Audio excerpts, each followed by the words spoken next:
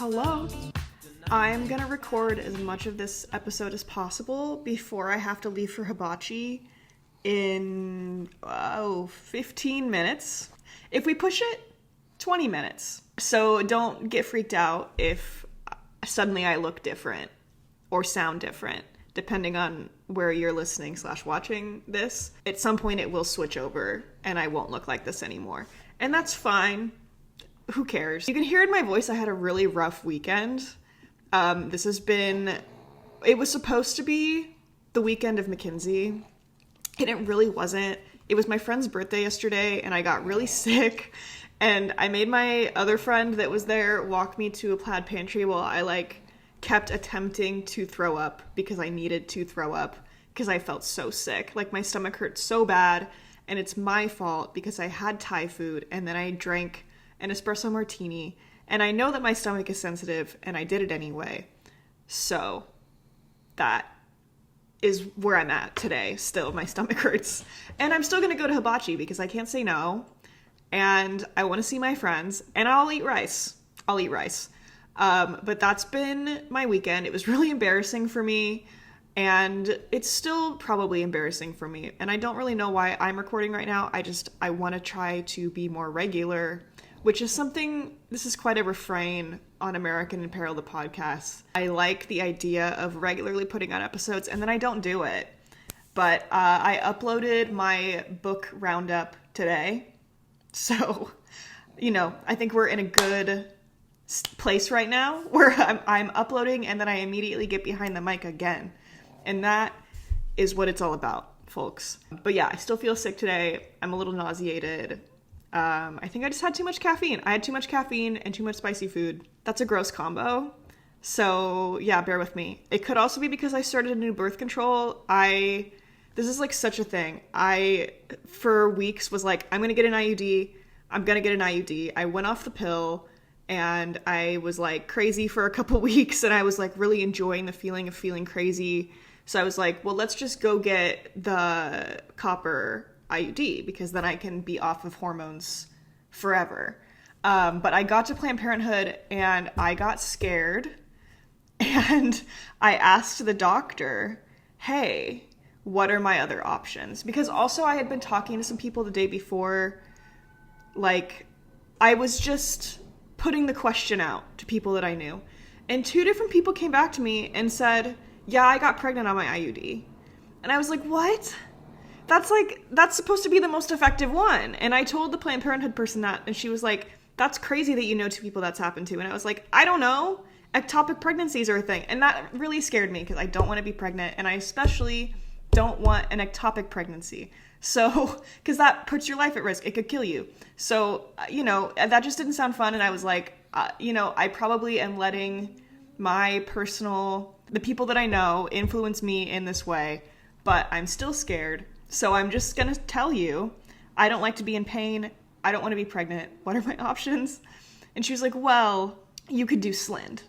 That's a different birth control pill. And this sounds like I'm about to do a big pharma ad to you. I'm really not. I'm just telling you that is what I'm on right now.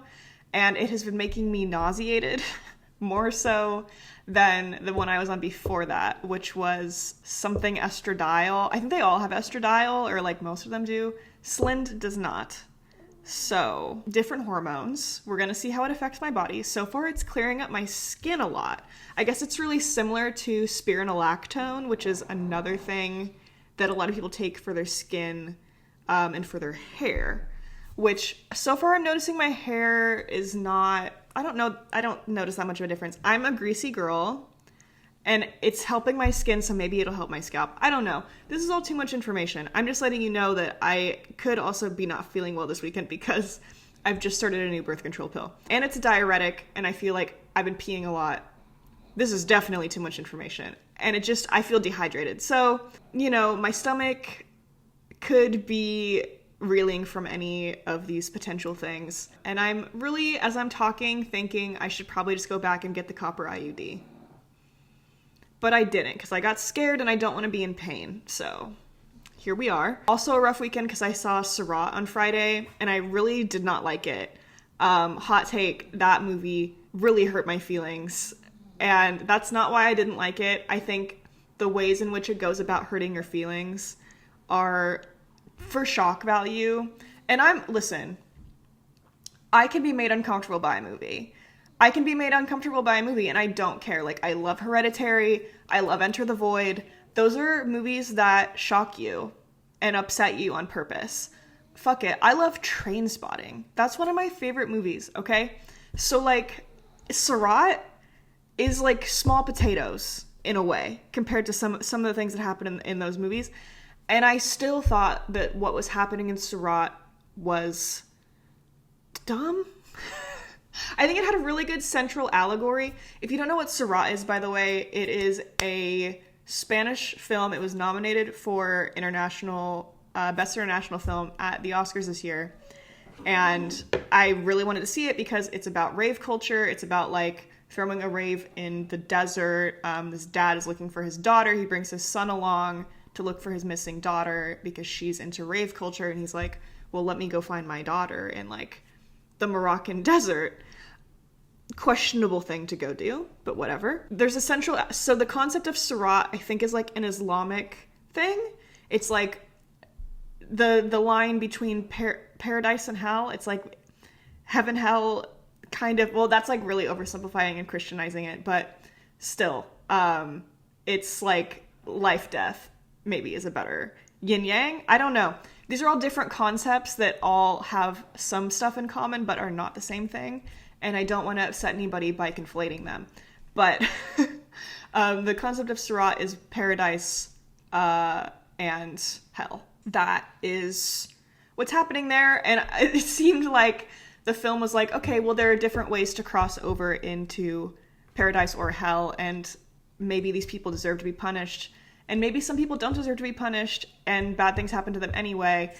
And I thought it went about that in some interesting ways, but I also thought that the ways that it portrayed those things were unduly shocking, and I wasn't really sure what it was adding to the central allegory for it to be so shocking and upsetting, because I think it was losing the people in my theater. I kept hearing people go like, you know, like getting really scared and shocked, and I don't know what that is for or what that says about the world beyond I had this idea and what if we showed that on screen, you know what I mean? There's also, spoiler alert, a scene with a minefield, and that is a real minefield that exists in the West Sahara. Is it the West Sahara? Oh my god, don't let me fuck that up. No, I was right. It's the Western Sahara. The border between, and this is like highly contentious, Morocco, West Sahara, and Mauritania. So it's like the West Sahara border with Morocco, I believe. Some people would just consider that Morocco. Some people would consider that West Sahara. So it's a real minefield that exists to try to prevent people from crossing over into either space. And I don't know what that has to... Well, I do know what it's trying to say. It's trying to say that these people are here. This is what I think it's trying to say. Listen, I can be a midwit sometimes. But I think it's trying to say, like, these people are here to throw parties and take advantage of this, like, war-torn space for their own pleasure. And maybe we should punish them for that. Or, like, maybe they need to learn a lesson that kills them.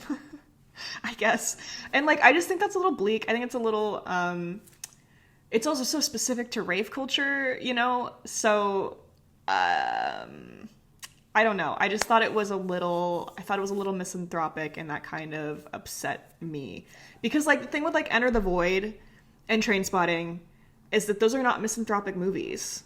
Those movies have a message at the end, if you get to the end, that life can go on, or that it's kind of cyclical, and that there's something broader happening in the world besides, like, your own misery, right? And I just felt like Surratt wasn't really doing much with that. It was just like, well, sometimes life is good and sometimes life is bad. It's like, okay. That's a lesson you can learn, I guess. But my friends really liked it, and I liked their takes on it as well. So I feel like it's worth going and seeing. The sound is awesome. It's loud. It's booming. it's actually upsetting that it didn't win an award. I haven't seen F1, so I can't compare, but like that sound design was fucking awesome. So I just feel like Sirach got a little robbed on the sound side of things, even if I didn't really love it as a movie. I think I rated it 4 stars on Letterboxd. I would probably knock it down to 2 after sitting with it. I think I was giving it more credit than maybe it's owed. And also, I personally feel like it's a 2. So I'm going to knock it down. I'm in my podcast right now, I'm knocking it down to a 2. So that's how much I liked it. But yeah, the music's great. Sound is great. It did make me upset. It was a visceral viewing experience, and I think that that's worth something. And like I said, I think my friends took away more from it than I did. So do with that what you will. But yeah, that was a really upsetting Friday night viewing experience that really put me off, made my next like 24 hours like kind of weird. I kept like looking at my dog like, don't explode. Oh my God, is my dog exploding at home? And like just feeling really anxious. So I just felt like that kind of fucked up my weekend a little bit. And that is maybe, you know, maybe the film's kind of powerful. Whoa, I'm bleeding. Oh my God, you guys, what happened? Okay, whatever. I'm bleeding right now. My finger. Moving on. Last weekend, let me just give you the life update because it's been a second and I didn't do that in the book one. I went to the beach last weekend, and the weekend before that I went to Seattle to go see One Tablespoon. One Tablespoon was awesome. I went with a bunch of friends and we got a little crossfaded and we danced and we had fun. And yeah, I like One Tablespoon. Good DJ. So that was great. Seattle's kind of a weird vibe. I have really grown to appreciate Tacoma more. My best friend lives in Tacoma, so I go up there a lot, and I used to think it was like, bleh. Like I didn't really get it. I've started to understand Tacoma more because I don't like Seattle that much. Seattle is so corporate and techie, and I kind of vibe with the outside areas around that, except for Bellevue. We stayed in Bellevue with my friend's friend. That also was like kind of a Seattle vibe. I live in Portland, so, you know, Pacific Northwest vibes, love. But I like that Portland, I can come home from Seattle and feel like I live in the right town, or at least a right town for me, because I enjoy that everybody feels a little more friendly. The Seattle freeze is maybe like a real thing. It's not as crowded. The people are a little more chill. So that was kind of affirming in a way. And then, yeah, this last weekend I went to the beach, and also with friends. We stayed in a beach house. I found a super cheap beach house. I'm really proud of my planning skills on that. It's also crazy because Portland is close enough to the coast that you can just go for the day. And I just never do it. I never think to do it. I think the last time I went to the beach before this was like 2020. Whoa. I think it was like 2023, you guys. No, it has to be after that. How long have I been doing this podcast? Oh my God, I think it was 2023. Okay, so it was like 2.5 years ago that I went to the beach, because that's where I took all the promo photos for this podcast. And I just haven't been back since. That is crazy. I love the beach, and I've just started to realize that as an adult, because I used to be afraid of it. I was a really anxious kid, and I was like, I'm gonna get killed by a tsunami if I go to the beach. I don't feel that way anymore. I've really come to terms with what the actual risk factor for that is. So I love it now. But yeah, I think just there's always so much that I want to do when I get there.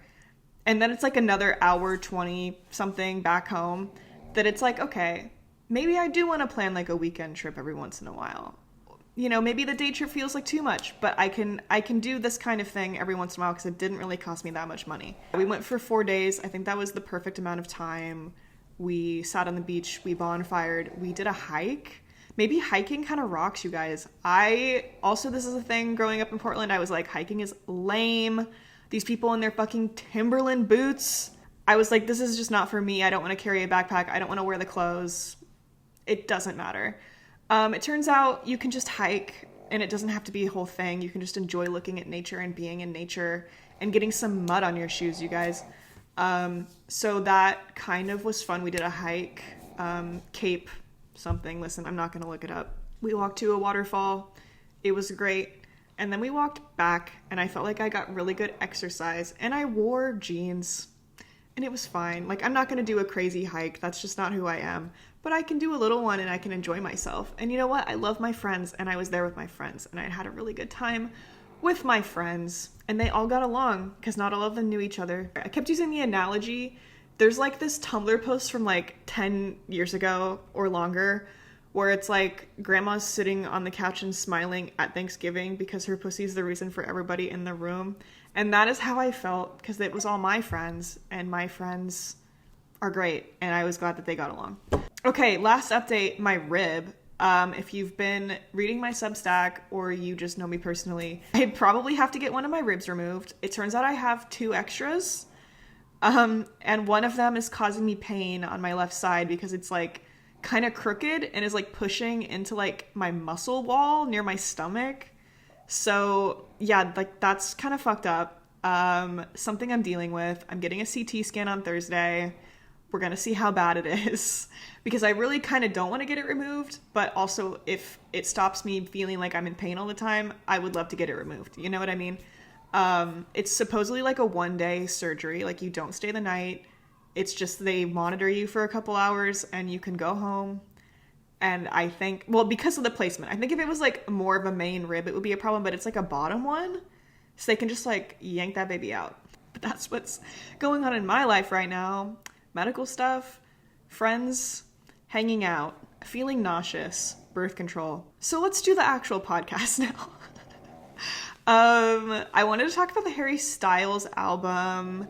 I think personally, you guys, it's kind of mid. I haven't returned to it since I listened to it the first week. And the first week I did listen to it like a little bit. Like, I was like, I'm really giving this a chance. There are some songs that I like. I like American Girls. I like Season 2 Weight Loss, I think, are the 2 that have more stuck with me. But I just haven't returned to it generally. And it's also kind of highlighted for me that I haven't returned to Harry Styles music in general in a long time, which is not necessarily true of One Direction, which I do return to like a couple times a month, you know? So I don't know. Do I like Harry Styles' music? I think that I do. I think it's easy listening enough that it's like, this is on and it's fine, but I'm not adding it to my playlist. I'm not seeking it out. And I think that's a problem. It's kind of making me sad, actually. And it's disappointing because he did a couple interviews, and I'm also sort of lifting this from a Dazed article that Cracked? I think it's a Cracked article. I'll link it. But it's a review of the album that also kind of dives into what he says his references for this record were. But he says like LCD Sound System, which is one of my favorite artists. It's one guy. Darude Column he mentions. He mentions he listens to a lot of techno, and it only sort of sounds like LCD Sound System. There are songs where I'm like, okay, you were listening to LCD Sound System. Season 2 Weight Loss is one of those. Like, the first like 15 seconds, the intro really sounds like an LCD ripoff to me. But like, it doesn't sound like techno. It doesn't sound like disco, which is in the title. It doesn't really sound like the Darude Column or like Floating Points or like any of these other things that he says he likes that I also like. So like, I feel like I am a judge of what's going on there because I do listen to that music very actively and like know what's up. But like, it's upsetting to see him do like, yes, there's a little bit of LCD Sound System in there, but there's also a lot of like the 1975, like what they sounded like 10 years ago, and like what Somber sounds like. But Somber also just sounds like what the 1975 was 10 years ago. And this is like a more down-tempo version of Somber, if you're following my drift. It's like, this is what's popular for male musicians right now. We have some references that are legitimate. We have some references that are referencing things that we're referencing. And that, what is up? This is like, it feels like a product that was diluted. And that upsets me because Harry Styles should have the budget to not have to dilute his shit. But also, maybe you get big enough and the labels are like, well, you have to put out what the radio's gonna like. And maybe that's true. I just feel like Harry Styles is big enough that people are gonna listen to what he puts out no matter what. So you might as well take a swing. But maybe I know nothing. I also read, he did like that Runner's Magazine interview with Haruki Murakami, which made it kind of doubly disappointing because he didn't, as an interviewer with Murakami, he didn't really get anything out of Murakami that we haven't heard before. And then the things that Murakami got out of him make the album being like mid even more unforgivable. Because he's like, I listen to techno all the time when I run. It's really transcendent for me. I went to Berlin and I traveled for real for the first time in my life, like not touring, like actually traveling and like experiencing the world and like getting really into running and feeling it one in my body. And it's like, dude, where is that? Where is that in this album? Because I'm not seeing that. It seems like he's done a lot of self-discovery and like maybe knows himself more now in his early 30s, but that is not being reflected in the music. That's tough. That's really tough. Like, he's got enough people around him to, like, you would think bring that out of him, but maybe he doesn't have people that are challenging him. I don't know. I don't know all the context of Harry Styles' life, and frankly, I don't really want to. But that's my take, is that it's frustrating. Also, he reads. He made it very clear in the interview that he reads Murakami. So, I was also just thinking about One Direction the other day because it was the 11-year anniversary of Zayn leaving, which is a memory very much ingrained in my brain, personally, because I was 16, and you ingrain a lot of things in your brain when you're 16, and that is definitely one of them. I was homesick, and I was laying in our living room on the floor when I got the text. And I was like, no, because I liked Zayn. Zayn was my favorite. And then I liked Zayn's solo music the most for a while, and then that also kind of fell off. So, yeah, I don't know. Something I also just realized when I said that it was 11 years ago the other day, that day's March 25th. It was March 25th, 2015 that Zayn left. Hot tip. Also too much information about me. March 25th, 2010 is when I got my first period. So that is really an inauspicious date, I think. Yay! March 25th, 2010, I was in Vegas for a Lady Gaga concert with my parents and my best friend at the time. And I got my first period. And I was really upset because then I couldn't go in the pool at the hotel because I didn't want to wear a tampon. Anyway, also, you guys, I gotta go to Hibachi. So I'll be right back. I'm back. Just gonna get into it. This is also another situation where I'm filming in between work and plans. So if I switch bodies once again, as in tops I'm wearing, don't worry about it. Don't worry about it. That's just what's happening. Today I'm also going to go get food with friends. Although this one is like a pop-up on the other side of town with different friends. This time I'm going with Leah and Langston. You guys don't really know who my friends are, so I don't even really know why I'm mentioning that. But anyway, to continue the news, I wanted to address how good of a month and a half it's been musically. Every time I say musically, I think of the stupid app. Just wanted to say that out loud. But yeah, outside of One Direction anniversary passing us by at the end of March, there was also a big batch of records that came out that have been hitting the public consciousness, I would say. Two, most remarkably, I think, at least in my circles, although I will admit that I run in circles with a lot of queer people, I run in circles with a lot of people that care about music a lot, especially electronic music. So that is my disclaimer. However, I feel like it's like more than incidental. Like, I hear people at work talking about it, and usually that's my marker for like, oh, people care about this. This has hit an audience outside of like whatever scene it sort of belongs to. Those albums are Slater, Worst Girl in America, and Underscores You. Feel like those are really having a moment right now. Both got Best New Music, I think, on Pitchfork, which is big, I guess, for two artists that are, I would say, more like underground, or at least were more underground before the past like couple months. I personally prefer the Underscores record. I think it's really good hyperpop, and I personally never grew out of my hyperpop phase from like 2018 to 2021. I think that the genre, when done well, sounds awesome, and I enjoy listening to it. I think it's a lot of fun, and I like that Underscores is more of like a glitchy version of it. It's more, I would say, emotionally driven. It's not so tongue-in-cheek, but when it is, it hits and it's actually funny and cute. So I really like her. I think she's a really good producer also for Danny Brown. She's worked with him a couple times, especially on his last record, which also is hyperpop focused. So anyway, Underscores, name to watch. I would personally say if you are into like pop electronic music, she just did a DJ pop-ups. Jesus Christ, there's so many of them happening this week. But she just did a pop-up with Nina Geraci in LA where they DJ'd out of like a U-Haul van. That was pretty funny. There were some good... It looked like it rocked, and also there were funny bits in it. So I would recommend looking that up on YouTube or something if that sounds like a good time to you. I also really like Nina Geraci, although her album came out last year. I've been listening to that a lot along with Underscores. I feel like that kind of like very online, once again, kind of like glitchy takes on genres that are more maximalist is fun and interesting. Although Nina Geraci, it's more on like the EDM side, and then Underscores is more on the hyperpop side. So, you know, listen to both, see if you like them, if those things sound interesting to you. And if you don't like that, then that's fine. That's totally fine. I recently asked my boyfriend when we met if it was really clear what kind of music I listened to, and he was like, yeah.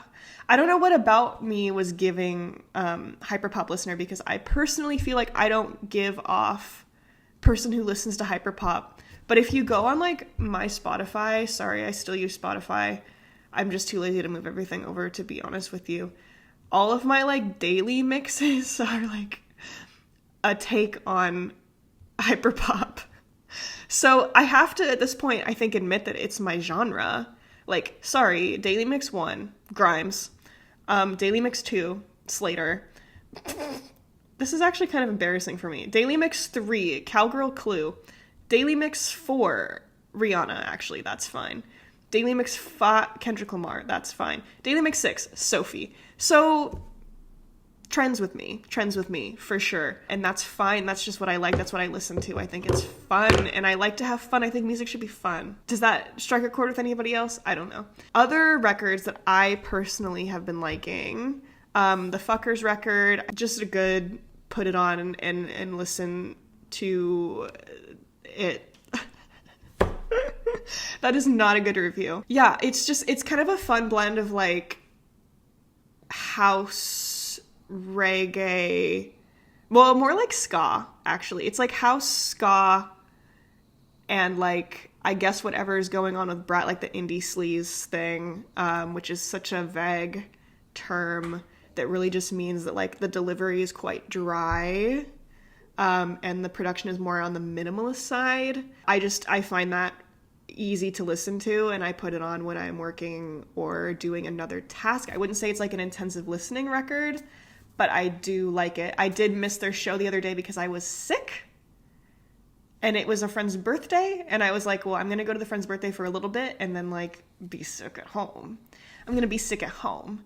So that sucked, because I saw them previously last year, and they also did a DJ set after, and I will admit that I liked the DJ set after more than I liked the show, although the show was not bad. It was just a short show because all the songs are short. Can't really tell yet if Fuckers is kind of like a flash in the pan band or if they will evolve into something else, but I like their songs a lot, and that counts for something. So anyway, I think they're very of the moment, and that counts for something. You know what I mean? Other big records of the moment, we have Robyn's Existential. This is really hitting with the millennials in my workplace. I also like a lot of songs on it. I like the title track a lot. I think it's funny that it mentions Adam Driver. I think, who we will talk about later. We're going to talk about Adam Driver. Don't you worry about that. Dopamine was good, and Sucker for Love are good. I'm sure the whole record is great. I just personally have kind of a disconnect with Robyn. Like, I really want to like it. I want to like it so bad. I think the production is great. There's just something about her voice that is kind of bland to me. And I wish this wasn't the case, because I know how much she means to people. And I think as a songwriter, like a pop songwriter, she's good. I don't know. I don't know what my disconnect is. Maybe I'm too young for it. Maybe I'll come back to Robin in like 10 years and be like, this is awesome. But that's my take on Robin as of right now. Other things I personally been liking besides that, the Grace Ives record is very good. It's like indie pop. I saw someone compare it to like a more mature melodrama, and I think that is pretty apt, although it's not as grandiose as melodrama is. It's very like low-key, hanging out in your apartment listening, but it covers a lot of similar topics like relationships falling apart and coming back together and like friendship stuff. And it's a very like, I'm gonna sit and be in my personal feelings record. It kind of just, yeah, it really strikes me as an apartment listening record, but I like it a lot. I think that Grace Ives, also like Robin, is a very good pop songwriter, and that it really reminds me of what indie pop was 15-ish years ago, but without intentionally recreating what that sounds like, if that makes sense. That album is called Girlfriend, and it has, I think, a beautiful cover. I love her hair. It's like that beautiful pink color that people used to do. Makes me want to do it again, you guys. It really makes me want to do it again. But yeah, aside from that, there's the Bass Victim record, which I thought was okay. I think a Bass Victim is very messy, and they kind of remind me of Crystal Castles in terms of how much the mess sort of takes over the music, even though the music is spectacular a lot of the time. Bass Victim is also not as good as Crystal Castles, so I don't have as much leeway for it. And I guess this is kind of a bad comparison because Crystal Castles, what was happening there was evil, whereas Bass Victim, it just seems very annoying and like maybe they shouldn't be working together. I don't know. It's kind of a weird situation that makes me like the music less. Take from that what you will, but I thought the album that came out recently with the two dolls in the diorama was good. I thought it was good. Who else do we have? We have Courtney Barnett. I just listened to that this morning actually and really liked it. I used to be a kind of a big Courtney Barnett fan when I was like 18, 19 years old. So that was kind of a nice revisit to a person that I once was. And I found that it still connected with me today. And I'm going to go back and listen to Sometimes I Sit and Think and Sometimes I Just Sit. And I'm also going to listen to this new record, which, you know what? I really should have written the names of everything down before I started talking about them. The new album is called Creature of Habit, and I liked it. I thought it was great, and I think Courtney Barnett is a wonderful artist. I think if you like indie rock, you should go listen to Courtney Barnett, just in general. I'm also going to give you that Bass Victim album name that I am talking about. You know what? The reason I didn't remember it is because it is just a question mark. There are a lot of album titles in this particular roundup. Fuckers, ooh, underscores you, and Bass Victim, question mark? These are not real album titles, you guys. I think we should really be workshopping the album titles before we do things like this. What else is in the zeitgeist? Kanye West, obviously. I have not listened to Bully. I kind of have no... Well, it's not kind of. I have no interest in listening to Bully. Even as, controversially, I'm admitting something about myself here, and I really trust that we're all still going to be cool with me after this. I do still listen to Kanye West sometimes, usually in a binge, because I was a huge fan at one point in my life. Not even one point in my life. I was a huge fan for most of my life until everything happened post 2016 with Kanye. I haven't liked anything he's put out massively since Life of Pablo. That is the last work of his that I really connected with. So at this point with Bully, it's like, I don't super care. I don't super care what he's got going on. I have sympathy for mental illness, so that's why I feel like, you know, going back and listening to the old stuff for me doesn't make me feel very icky, just because, like, I personally believe that that is a completely different person than the person who's making comments about Jewish people. That's my take on Kanye West. But I don't want to listen to Bully because, first of all, I think a lot of it is AI.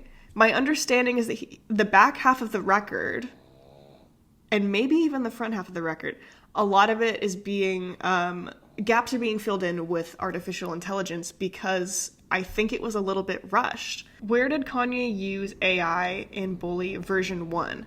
This is also, once again, a Life of Pablo scenario where Kanye is sort of patching the record as it's already been released. I thought with Life of Pablo that this was kind of fun.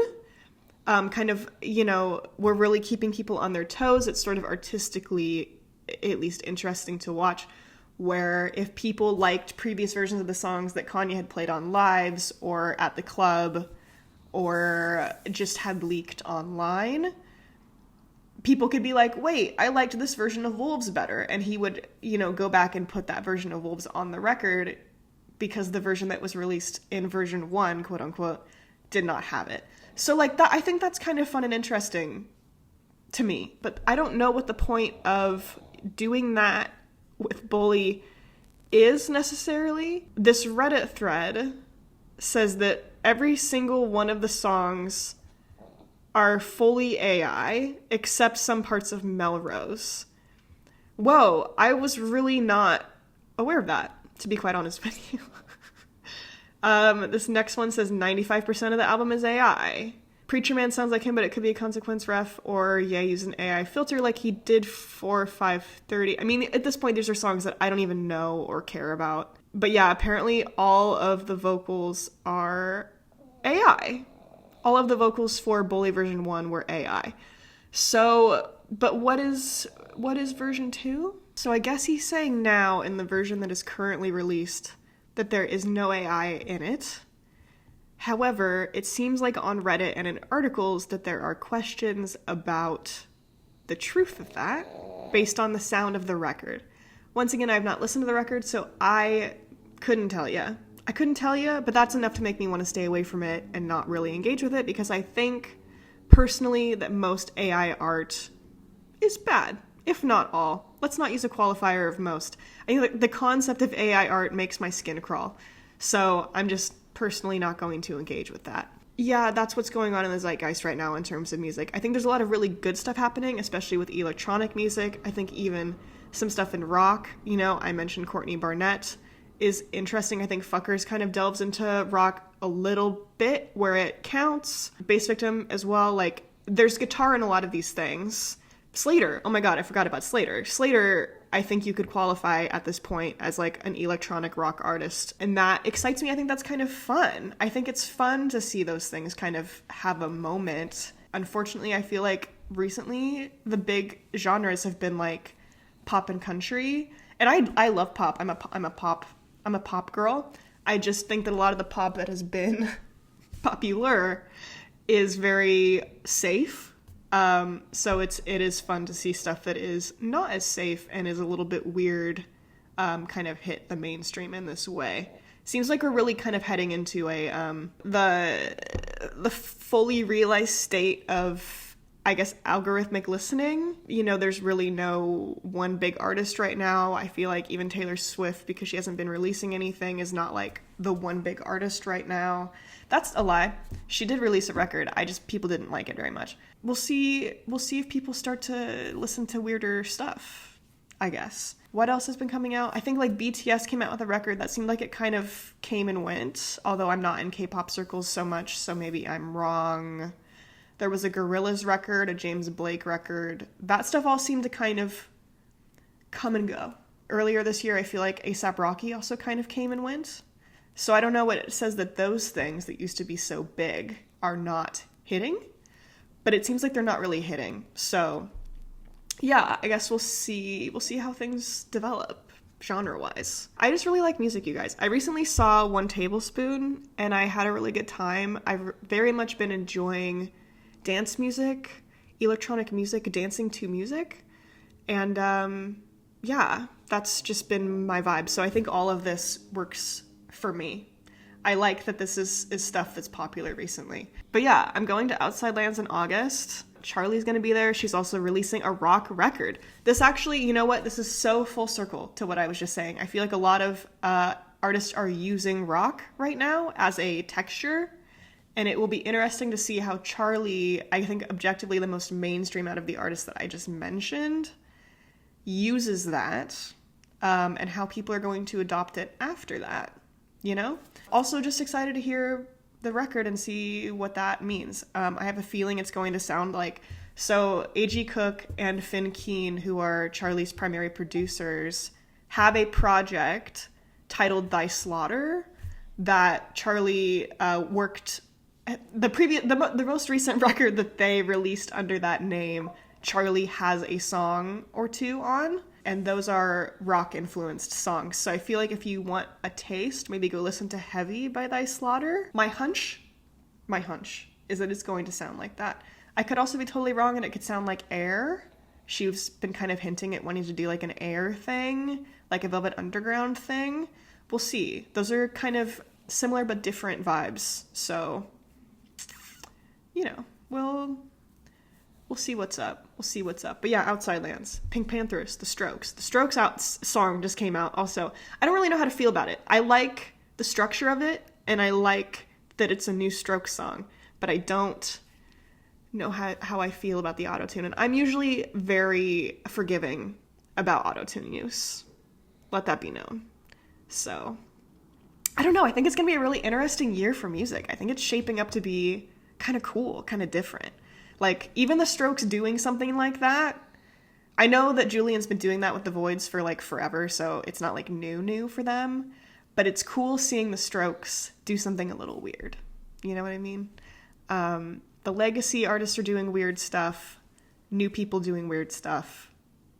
It's good. Speaking of people doing weird stuff, well, it's not even that weird. It's expected for this person. Lena Dunham's memoir, Famesick, has hit shelves. Quite exciting, I would say. So I need to read it, but I do want to cover what we know before I read it. And then maybe I'll dedicate an episode to having read it. But to prep, I did watch Tiny Furniture finally for the first time. I enjoyed it a lot. I think a lot of people just don't really get mumblecore, which is fine. I think that there's a lot to not get about the genre. For those uninitiated, mumblecore is a film genre wherein the budget is very low. There are unprofessional actors. It's mostly conversations.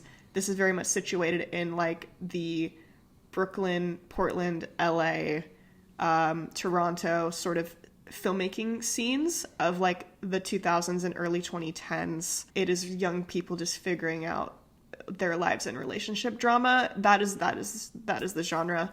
And I'm from Portland, so of course I like it. I totally understand what it's going for. One of the major touchstones of the genre, Dance Party USA, was filmed in Portland by a Portland filmmaker. And at one point in that film, two of the characters sit on a loading dock to talk. The loading dock that they sit on, I was like, wow, that looks really familiar. And then I saw like a street sign behind it, and I was like, oh. Anyway, the loading dock is where a friend of mine used to have his studio, and I used to go hang out in the studio, and I would walk on that loading dock all the time to go to the studio and hang out. So I sort of have to like that film, and I sort of have to like the genre because it is describing experiences that I myself have had. So that is kind of how I feel about Tiny Furniture. I think personally that Portland and Brooklyn are natural foils. Like Portland is sort of the less successful sister, you know? Like we can't stop smoking weed. We can't really get our lives together enough to be successful like Brooklyn.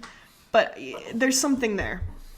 There's always a cultural exchange, if you will. Sister cities. I get what Lena Dunham is putting down, and I feel very attached to her characters, as misanthropic and self-absorbed as they are.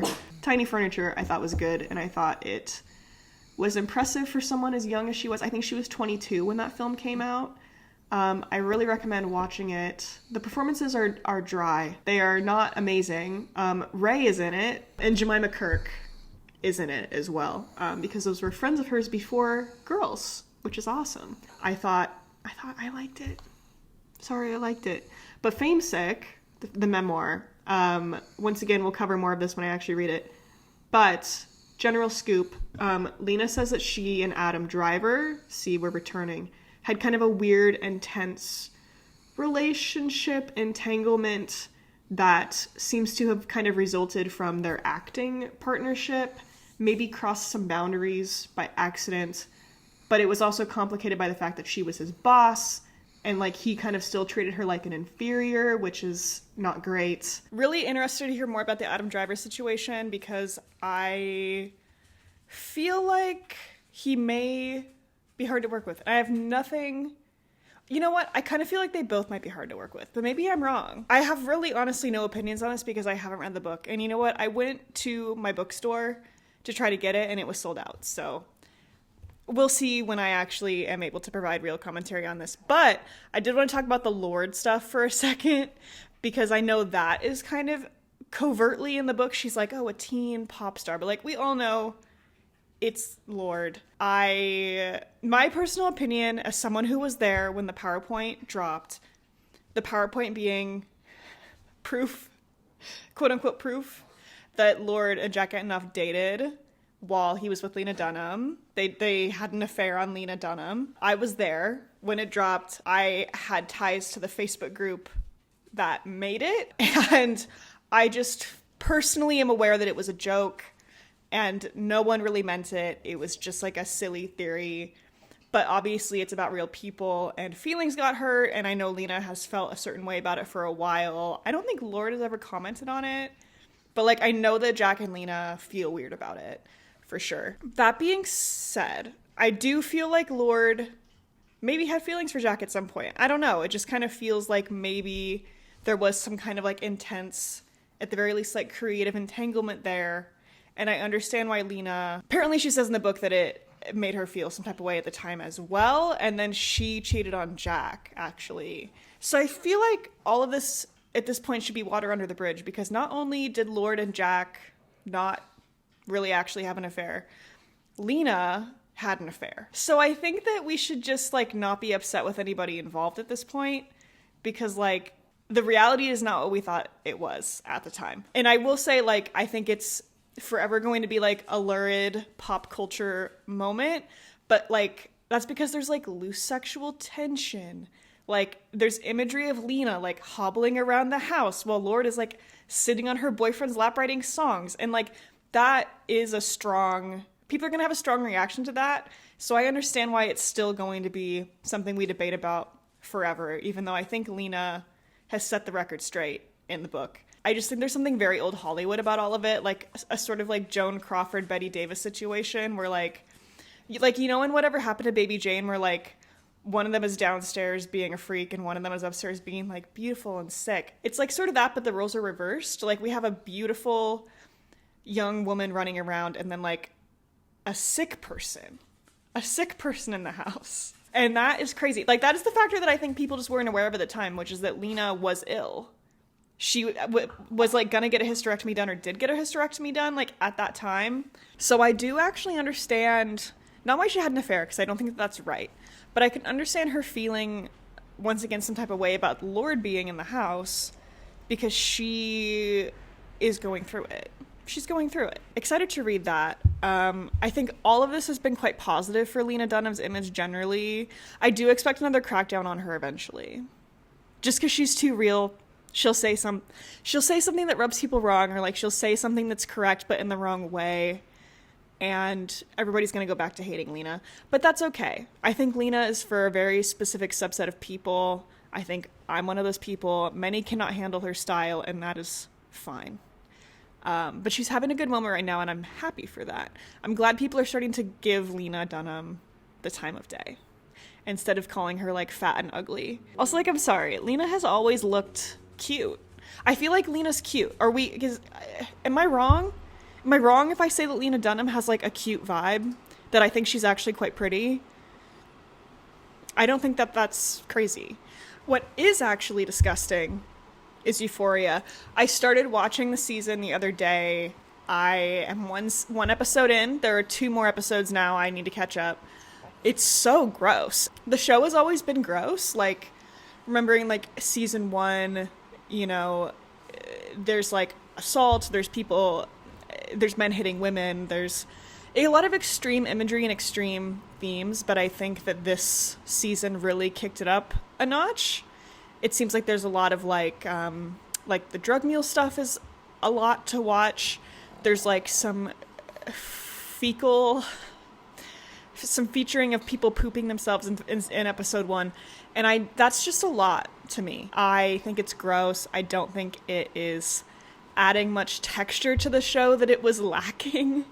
I'm really not impressed with the general aesthetic turnover of this season, which is no longer like, one of my coworkers actually had a really good take. Like, it went from Skins vibes to like Breaking Bad vibes, and those are two very different shows with different vibes, different points that they're trying to make.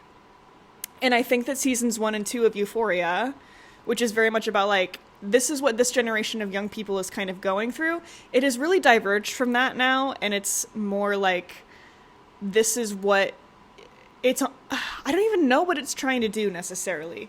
To be quite honest with you, it's not doing that. It seems like it's doing more of a warning of like, okay, and if you keep doing that lifestyle, your life is going to suck really bad. And here's the ways in which it's going to suck really bad. It seems to have so much contempt for its characters, and I don't find that interesting. Like Skins, let's compare it to Skins. Skins does not have contempt for its characters. It often treats them loosely, like it doesn't always respect them, but it doesn't hate them, and I think that there is a lot of sympathy shown in that show, like even when characters make bad decisions, even when, you know, like their lives, something happens that's like kind of gross and deplorable, let's say, there's still a lot of sympathy for those characters and like what they're going through, and I don't feel like Euphoria has that. Like even with Rue, also Zendaya's acting in this, sorry, I'm gonna say something kind of controversial, is like really over the top, and I don't think it's her fault. I think it's Sam Levinson's fault, because usually, like, I just saw the drama, which I liked, by the way. It just doesn't, she doesn't act like that. Everybody's doing too much all the time in the show, and it's so annoying. The writing has gotten even worse.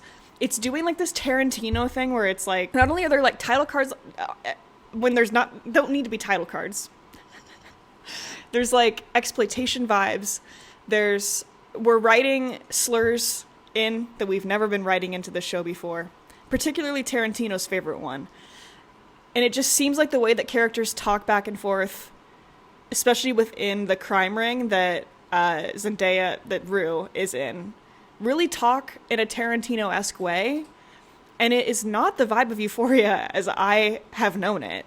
Like, the Euphoria vibe previously, I do feel like was campy and over the top, but it was also at least a little bit realistic to the way that young people talk, and I don't really feel like this season is hitting the mark on that. Like, there's that, when Maddie is like, I'm not like the other Gen Zers, I won't tell on you, I'll work hard, and it's like, I just don't know if that would have been in the previous seasons. But maybe I wasn't watching the same show that Sam Levinson thought he was making. I have no idea. But I'm not really liking this season very much, and that's that. I'm going to continue to watch it. Don't get me wrong, I'm going to continue to watch it because I like to be part of the conversation. But I'm not impressed. I think he's pulling too much from other sources, when I feel like Euphoria was able to have more of a coherent and unique vibe in the previous two seasons that were, you could look at it and be like, that's Euphoria. Now I feel like I said, like I'm watching a Tarantino film, and that sucks. I don't want to watch that. Yeah, that's like the discourse of the day. I don't have that much to say on either, because unfortunately Euphoria is not done yet, and I haven't read famesick. So I don't even know why I'm talking about them. I don't even know why I'm including it in the podcast, but you know, it's my podcast. It's my podcast, and I can do whatever I want. Sometimes on this podcast, I will end by talking about the books I've been reading. So I'm going to do that now. I have been reading more recently than I was at the beginning of the year. I think because I'm really trying to be off of social media. I am still kind of on Instagram and Reddit, which suck. I'm trying to fill the time that I would usually spend on my phone with reading, whether it's like articles, even like scrolling through Wikipedia. I just think I need to be offline, specifically off of Twitter. I've really cut back on the Twitter. My feed started getting out of hand. It's all slop. I don't see that many people anymore that I used to follow. So I'm just kind of happy to be done with that one, to be honest. I've cut my time back in general on the phone to like 2-ish hours a day, and a lot of that is like me being on Spotify, which I'm not really counting. But yeah, trying to prioritize like even like phone calls over text, like not answering texts for 24 hours, like giving it time, not feeling like I always have to be on the phone, being available. Yeah, still thinking about getting a landline. I think I've mentioned that on this podcast before. I'm really debating the concept of a landline. I'm afraid of getting scam calls all day, which is the main reason why I'm not doing it currently. But if I can find a way around that, which I've heard that there are ways you can get around that, I think I might get the landline because I already have a free one through my internet provider. So if anybody has a landline, let me know what you think because I really am genuinely considering it. But anyway, I've been reading more instead of doing that. One more thing on the social media topic though. Okay, so I went with all my friends to the beach like 2 months ago now. And we were showing each other's reels on the TV, because you can do that. And it was just kind of shocking how different everybody's algorithms are. And I don't think that's necessarily like good or bad, but it made me feel really weird. Like not everybody is seeing the same things that I'm seeing. We're not living in like the same reality. You know what I mean? Like even the way politics are presented was different from account to account. And I just kind of don't want to be part of that. I think more time spent away from that can only be good for me. And just like watching reels is making us all dumber. It's like not fun for everybody because like it's individual. So like even when you send people reels, are you really sending them something they're truly going to enjoy, or are you just enjoying it and like trying to share it with people? Because is that valuable? Is someone getting value from the reels that you're sending them? I'm talking to my mom right now through the screen. This is a plea to my mom. Is there really value to the reels that we're sending to me? I'm really trying to get off. It's not good for you. But the books. I'm trying to read more Scandi, as in Scandinavian authors. I feel like there was Norwegian Wood last year, which I really enjoyed. And now I'm literally reading Norwegian books because I read the first of the Knausgård My Struggle series. Apparently you do say it as Knausgård, which in my brain, I would pronounce that as Nausgård, but you say the K. I'm very jealous that anybody can write like that.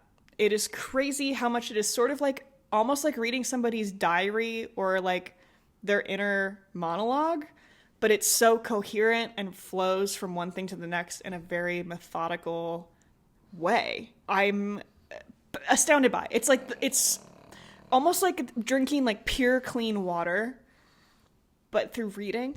It just felt like when I was reading it, there were things that happened in the book that have happened very similarly in my own life. And even if something hasn't happened in my life, I felt like I could picture it so perfectly that it almost felt like it was reminding me of something that happened in my life, but then I couldn't pinpoint what it was. The specificity is just like that satisfying to my brain. But then the stuff that did happen that actually was similar to things that had happened to me was like, I'd never heard anybody speak on things like that before in that way, or write on things like that before in that way.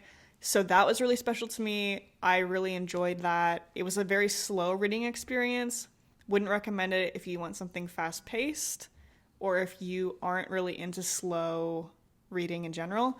But if you do want to be patient with something, I would really recommend reading the My Struggle series. I'm going to start, I don't have any of the other books yet, but I do want to continue. And I just want to be absolutely clear. It has nothing to do with the Hitler Mein Kampf and nothing to do with it at all. It is actually he's a left-leaning guy, Knausgård. So don't worry about it. I just feel like I have to explain that every time, because most people I know don't know what that is. Also been reading, and I have no idea how to say her name, so I'm just gonna try my best.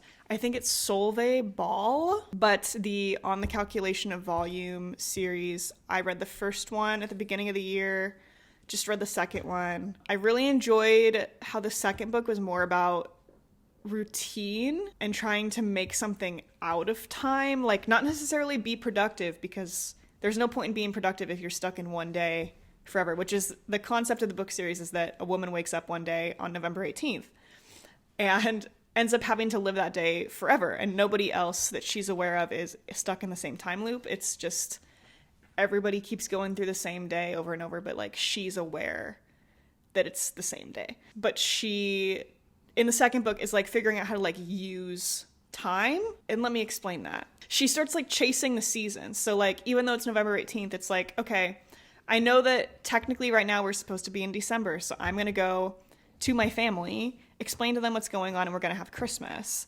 And like they believe her, which so far everybody she's explained this to, except for like a couple people, have believed her, or at least like humored her on this situation, like her explaining that she's been living the same day over and over. But yeah, her family has Christmas with her.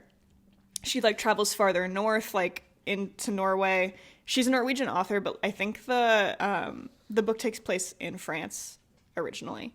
But yeah, she travels up to Norway for like winter, and then like spring, she's like, okay, well, let me go to like England. And there's like, if you go somewhere in England, I guess they like, the sheep have babies that time of year. So she's like, okay, that's like spring. And then she goes to like Spain for summer. And it's really interesting how she's basically like constructing time from scratch because time has stopped. And you can kind of force your brain to feel like it is a different time. And I felt like that was real as I was reading it. Like, yes, this is not a thing that happens, but hypothetically you can play with time. Like, if you... This is such a stupid concept as I'm saying it out loud, but I'm going to keep going. But like, you know, you can make time like faster and slower. Like if you watch a bunch of TV, like it might go by really fast. And if you stare at the wall, it's going to go really slow. But like time is not consistent, and you can play with it. I just thought that was fun and interesting. And I felt like the second novel also just made me feel more connected to seasons as a concept. Like if suddenly they were taken away from you, I do think that would suck. Like it's spring right now, and it's kind of a crappy day outside right now, but we've gotten some beautiful days. And I just think that I've really started to appreciate spring, especially late spring. And if I was stuck in November forever, I would be so sad. Like November is not even a very good month. You know what I mean? I like reading stuff like that. Yeah, enjoying that series a lot. It's probably the most sci-fi thing I've read in a long time, but I am enjoying it. I am definitely enjoying it. I just feel like I've also been kind of driven to like the Scandinavian vibe because of all of the hullabaloo around Joachim Trier, Sentimental Value, whose films I generally like, but I felt like Sentimental Value, I did watch it recently, kind of left something to be desired in me, like emotionally. I really love Worst Person in the World, and I recently watched Oslo August 31st, and I liked that one a lot as well. I just felt like Sentimental Value was a bit too cold. Like, and I know that that's sort of the point because it's about a father who is emotionally distant, but I just felt it hard. It was hard for me to feel for anybody except like maybe the sister because she didn't have a lot of money. Like she had real problems. And like I consider myself to be an artist. Like I'm a writer. I have made films, but I don't like watching movies about art. I don't like watching movies about making movies. And Sentimental Value was too much of a movie about making movies for me. I don't feel this way about novels, which is interesting. I like novels about writing. I have no problem with that. It's something about the way that movies about art just feel really masturbatory in a way that any other art about art does not feel. And I think it's because movies require so much time and so much buy-in from people. And I feel like making art is such a individual concept that like the idea of like 100 people working on a production about making a production just feels really wasteful to me. And I think that I couldn't really get over that with Sentimental Value. And that is my own problem. I'm going to admit that up front. That is my own issue. But that is just not for me. And I feel like that colored my experience with Sentimental Value, even though it is like also not about that, you know, like it's also about family. But I was liking the vibe of those movies, and I was like, well, what if some fiction is like this too? And it turns out a lot of fiction from Norway also has that vibe. Also, Knausgaard and Trier are friends, so I think that there might be, there is overlap in like the thematic worlds of both of them, I would say. So that's also been kind of fun. Currently, I'm reading The Need for Roots, which is by Simone Weil, who was a sort of like spiritual leftist in like the Free France movement, which was the government in exile in the UK while Vichy France was doing its own thing. Charles de Gaulle, that was his thing. She worked for them when she was writing this, and it's sort of her vision of what France could be after World War II, and I'm finding it very interesting. I feel like I generally agree with a lot of it. It has made me realize I need to brush up on my French history from AP Euro like 12 years ago, but I just think it is really focused on the concepts of like God and Christianity because she was a Christian slash spiritual person. I don't think she was like a traditional Christian necessarily, but also a lot I just don't know about religion because I didn't grow up religious. So there's a lot in here that I'm reading about and then like looking up and being like,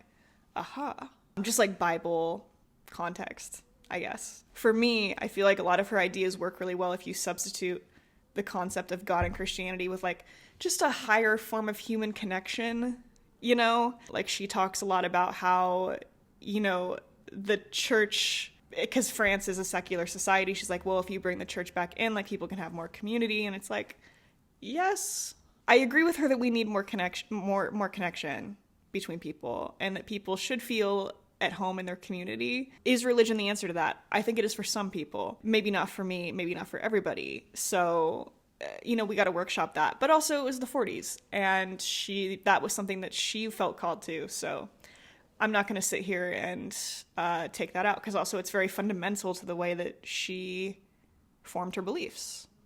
So even though we don't believe in that specific thing, I can believe in the broader concept that she's putting down, which is that people need to feel connected to the place that they are from, or else you're going to have like fascist movements and people are going to start doing terrible things like colonialism and murdering hundreds of millions of other kinds of people. So, you know, something to think about. I feel like I like it. I like what she's putting down. There's a lot of like, she gets really detailed with certain concepts where I'm like, okay, we didn't need to go that detailed. Like she's like, you know, we could give everybody a machine. And then they own the machine. And she's like, this is different from what Marx believed, because you actually are technically lending the machine from the state, but you own the machine for your whole life, even though it's lent to you by the state. And it's like, that's not really how the world works anymore. Also, like, it's not all about manufacturing in most places, at least in the West. So, you know, I'm getting too in the weeds on this book that none of you have ever read, probably. But that's fine. I'm really enjoying reading it, and I like learning about history, and I like thinking of alternatives within the world, how the world could function. I also feel like I was really inarticulate in this past, like, the back half that I've been filming now with the hat on, and I'm just gonna stop now, I think. Yeah, this was this episode. That's what's going on in the world. This was kind of a useless episode, you guys, but you know what? I'm gonna post it because I really don't care. All right, see you next time.